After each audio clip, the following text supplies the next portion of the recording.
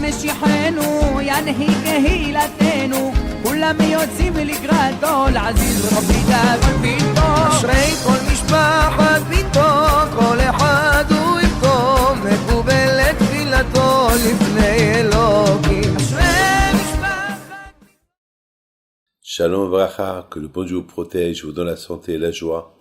Alors là aujourd'hui, je vais vous raconter une histoire magnifique. Vous savez que les Juifs perses, lorsque ils étaient en Perse, ils sont les Iraniens, et ces Juifs-là, ils sont obligés d'écrire en arabe. Ça veut dire que il n'y a pas, vous allez voir des Juifs iraniens d'origine d'Iran, vous allez même pas imaginer, et vous allez les entendre parler la langue iranienne, vous allez les entendre parler l'anglais, le français, l'hébreu, mais jamais on peut imaginer qu'ils écrivent très très bien, à la perfection, l'arabe perse. Vous savez, moi, David Pito, je suis marocain, je parle arabe marocain, mais je sais écrire, mais pas aussi joli que ça. J'écris l'arabe. Alors j'étais jeune, j'étais au Maroc, on nous a appris à l'école, j'avais 6-7 ans, on nous a appris à l'école à écrire en arabe, mais pas après, mais je sais pas lire, parce que j'ai oublié entre-temps. Mais eux, jusqu'à maintenant, ils continuent à écrire l'arabe, mieux qu'en français. Alors vous savez qu'il y a beaucoup des Juifs d'origine d'Iran, lorsque ils viennent me voir, ils écrivent leur nom en arabe. Regardez, je vous montre. Voilà, en arabe, comme ça. Voilà. Regardez, j'ai plein de papiers, voilà, regardez, là aussi. Regardez. Beaucoup. Au départ, je croyais que c'était des musulmans. Après, j'ai dit, madame, c'est quoi tout ça? Elle m'a dit, non, on est des juifs. Et quand vous écrivez en écriture arabe, eh ben, c'est comme ça. Alors, je me suis rappelé que même les grands rabbins, à l'époque, d'origine égyptienne, d'origine syrienne, ils écrivaient l'arabe. Mais je ne savais pas qu'ils pouvaient écrire les noms en arabe. Écoutez très bien.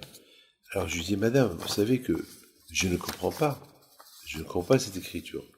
Il me dit, Rabbi David, on n'a pas, on ne sait pas écrire en anglais, on écrit que comme ça.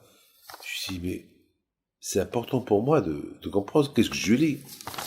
Elle me dit, mais de toute façon, avec le fait que vous voyez ce qu'on a écrit, eh ben, Hachem, il va accepter ta prière.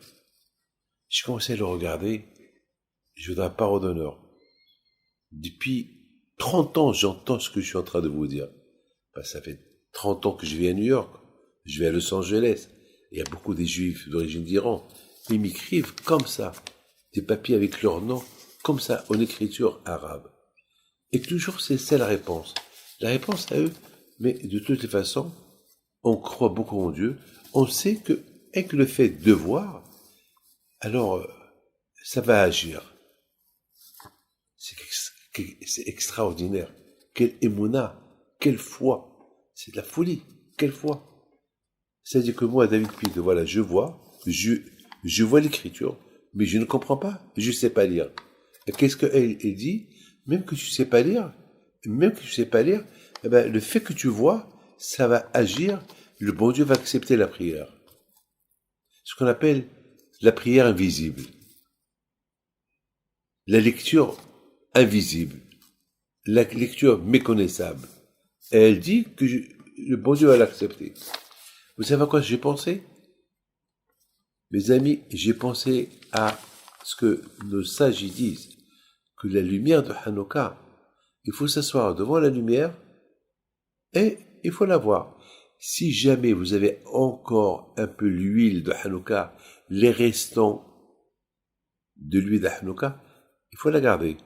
Il paraît que c'est bien pour les femmes qui sont enceintes, pour lorsqu'ils ont des contractions, mettre un peu sur le ventre. Et c'est une ségoula. On n'a pas le droit de les jeter. Bon, c'est une ségoula de la garder, d'utiliser pour.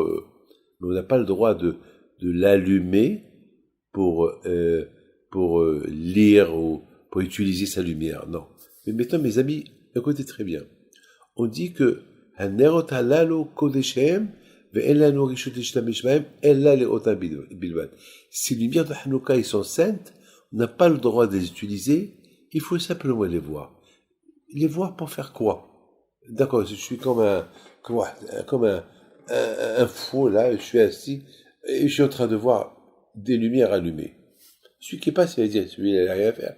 Imaginez-vous pour que dans 8 jours, il y a un voisin qui me voit en train de voir. Un voisin qui n'est pas religieux ou un non-juif qui me voit. Il va dire, monsieur, qu'est-ce qu'il fait? Hier, c'était une bougie, il est en face une bougie, et après il est en face 2 bougies, et après il est en face 3 bougies, 4, 5, il va rien comprendre. Mais nos sages, ils disent que voir la lumière de Hanouka allumée, ça fait un effet extraordinaire. C'est de la folie. C'est de la folie. Mais ça fait quoi? Eh bien, ça fait un effet extraordinaire. Vous savez que le Rabbi Yaakov Abehsara alav shalom, il dit que au Beth Amikdash, le Kohen, Aaron a connu, il a allumé la menorah,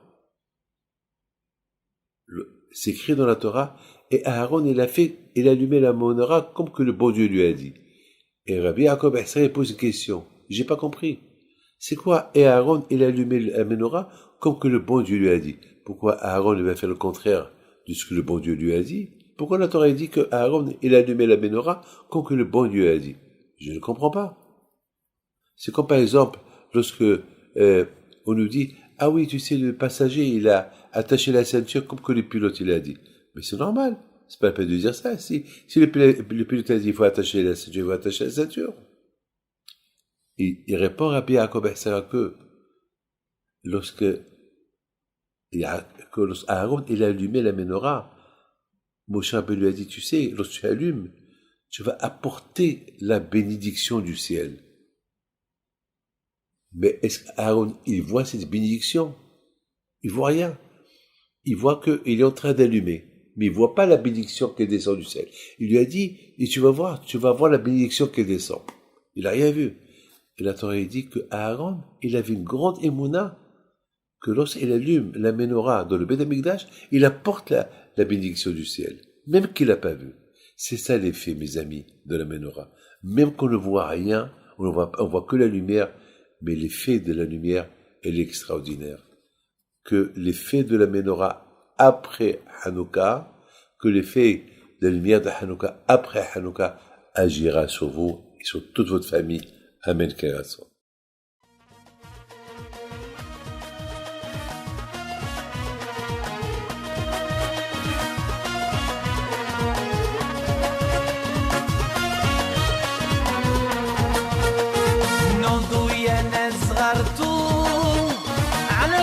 حيم بنتو وقف لنا زي خوتو يا وز خوت